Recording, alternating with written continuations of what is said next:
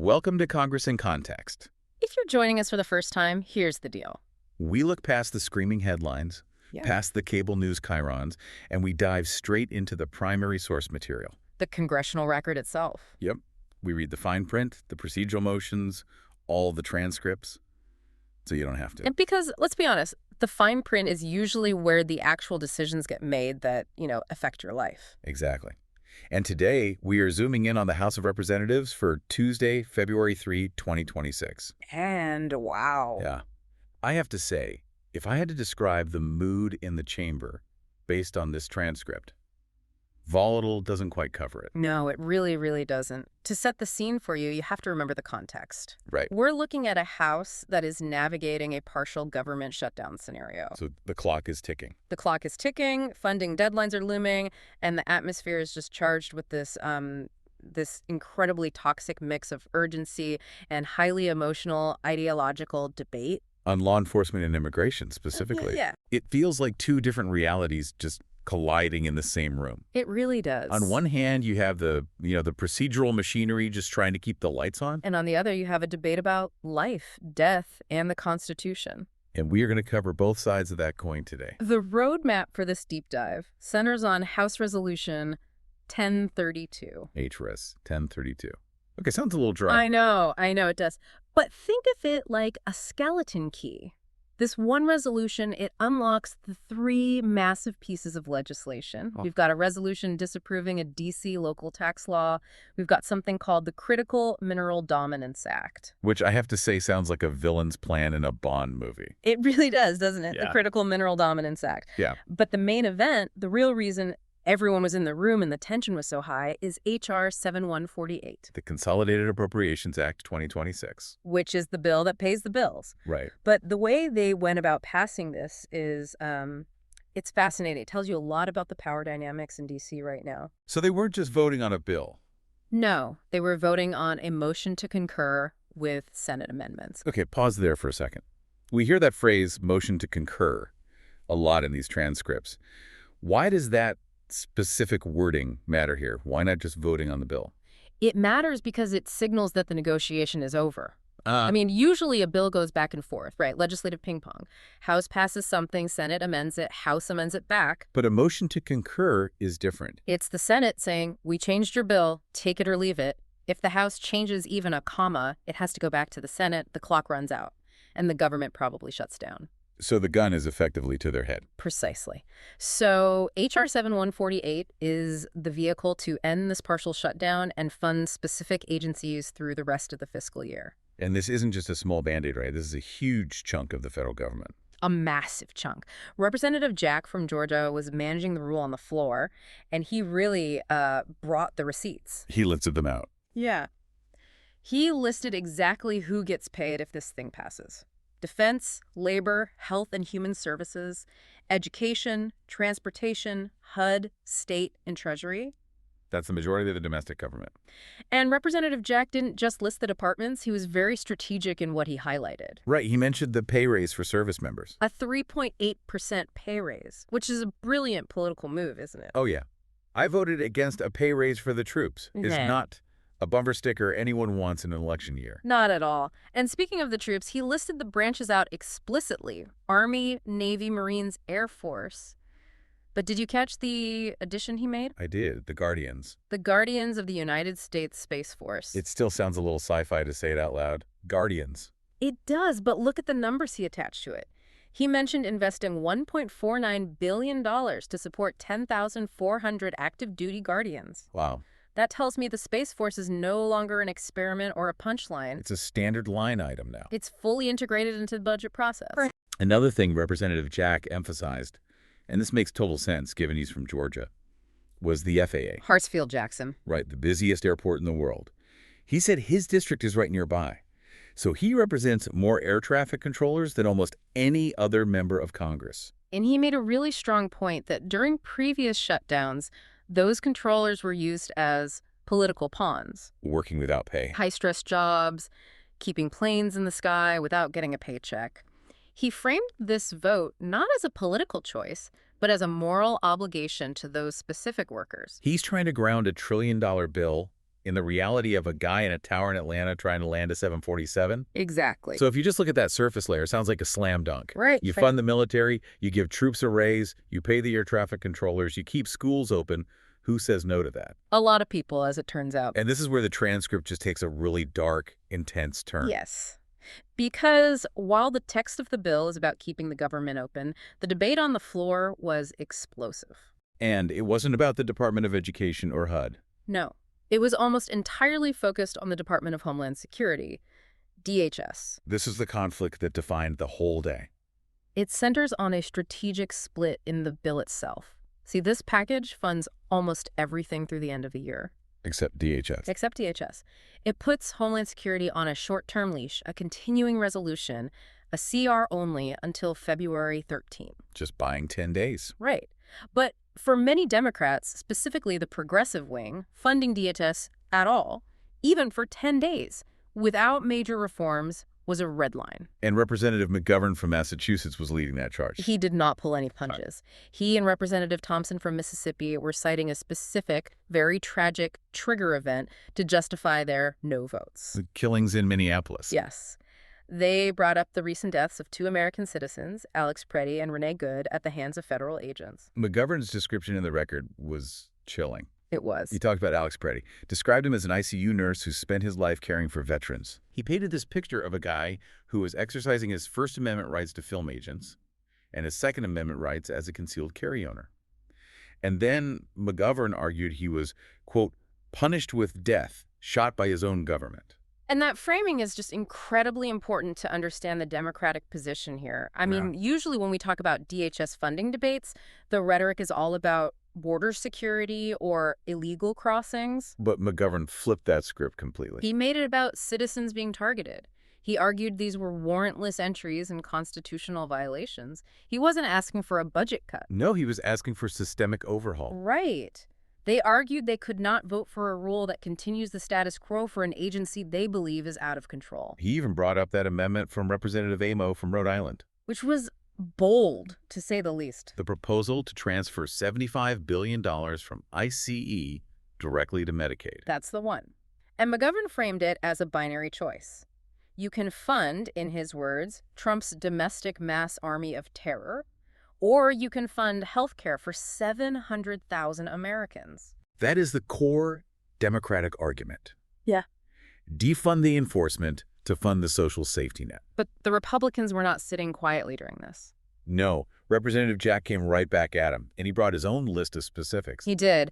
And this is where you see that dueling anecdotes phenomenon that just dominates Congress. Totally. Representative Jack countered the narrative about the Minneapolis victims by highlighting the criminal records of specific individuals apprehended during those same operations. He just started reading off the rap sheets. Yep. Drug trafficking, assault, child cruelty. He mentioned a criminal alien from Laos with convictions for selling drugs, one from Mexico arrested for battery. He was essentially asking the Democrats, are you defending these people? It's a complete clash of realities. It is. One side is holding up photos of the American citizens who were killed, right, and the other side is holding up the mug shots of the criminals they apprehended. And then Representative Fine from Florida stepped in to pour some gasoline on the fire. Representative Fine was direct. Yeah. He argued that the Democrats were using the shutdown threat to prioritize illegal immigrants over citizens. And he threw out a counter statistic. He did, to counter McGovern's points about Minneapolis. He cited a statistic of 500 Americans killed annually by illegal immigrants. And he asked, why do we not know their names? Exactly. His whole argument was that the shutdown was being used to stop the deportation of people who pose a threat to public safety. He even called it a fetishization of illegal immigrants by the other side. Wow. So you have these two diametrically opposed moral universes just screaming at each other on the floor. Yeah.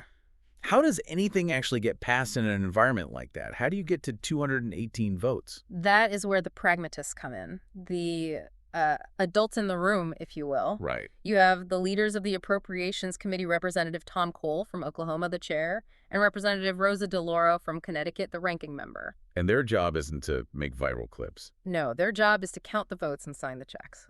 But DeLauro is a Democrat. She must have been in a really tough spot, given McGovern's fierce opposition. She was threading a needle.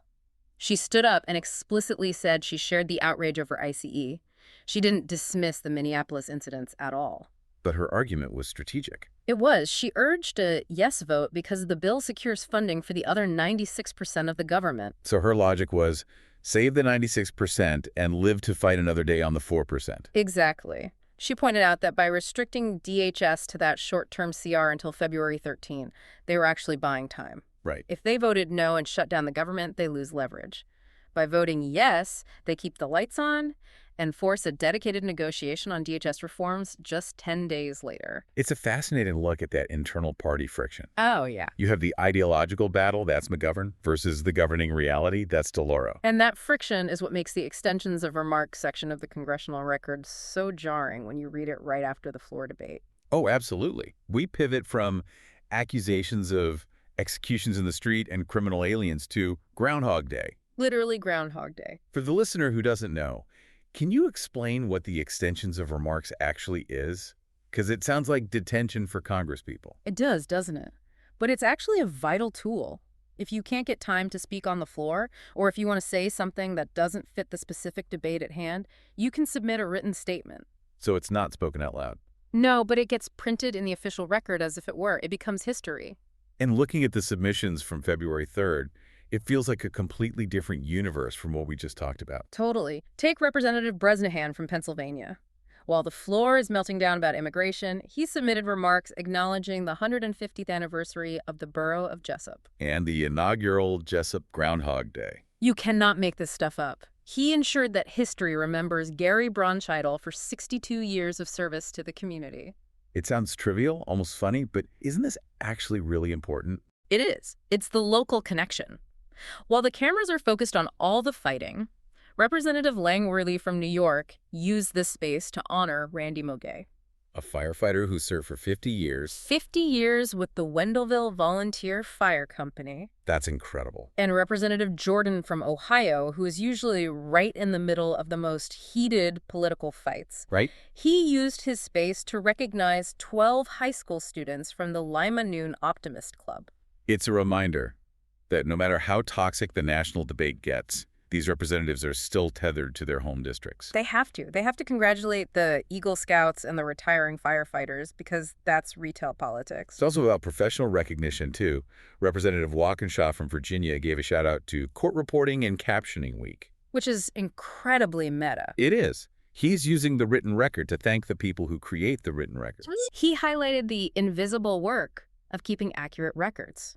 Which, you know, considering we're analyzing this transcript right now, is a service we should probably be thankful for, too. Absolutely. We wouldn't have a show without them. But the extension section isn't just for community shoutouts. It can be used for policy, right? Correct. Representative Beyer from Virginia used it for a major policy flex. He submitted a letter signed by 469 economists opposing the Trump administration's national tariffs. So why put that in the extensions? Why not just say it on the floor? Because reading a letter from 469 economists out loud would take hours, and frankly, nobody would listen. Good point. By putting it in the extension of remarks, he anchors that argument in history. It becomes a citable document. It's a way to say, I told you so, years down the line when people look back at the economic data. Okay, so there's a specific mechanism that allows this to happen. I heard it in the transcript, something about general leave. Right. You'll hear someone like Representative Jack or Cole say, I ask unanimous consent that all members may have 5 legislative days in which to revise and extend their remarks. Revise and extend. Sounds like a permission slip. It is, basically. It allows members to insert these speeches they didn't actually say. But the revise part is interesting, too. It lets them clean up their grammar from the floor debate. So the official record is actually cleaner than what really happened. Always. It sanitizes history a little bit. It makes Yeah. everyone sound a bit more articulate than they actually were in the heat of the moment. It strips out all the stutters and the misspoken word. Exactly. So bringing it all back to the main event, we have this explosive floor debate. We have the wholesome community shout-outs in the written record. How did vote actually go down? It was a nail-biter. The motion to concur passing the funding bill, it was agreed to by a razor-thin margin. What was the final tally? 217 yeas to 214 nays. Wow, 3 votes. That is as close as it gets. It just shows you how divided the House is. They averted the wider shutdown, but remember, they only kicked the can down the road for DHS. Right. They set up that massive showdown over DHS funding that's going to happen in just 10 days, when that short-term CR expires. So if you think the temperature was high on February 3rd, just wait until February 13th. The pressure is only going to go up. So what's the takeaway here? We've seen the sausage being made, we've seen the rhetoric and the reality. I think the takeaway is that the government is running on fumes and friction.